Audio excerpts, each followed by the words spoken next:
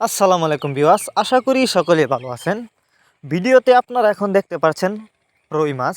আপনারা জানেন এই মাছগুলো অন্য অন্য কাপ জাতীয় মাছের সাথে চাষ করা যায় এবং এই মাছগুলো আপনি চাইলে যে কোনো পুকুরেই চাষ করতে পারবেন।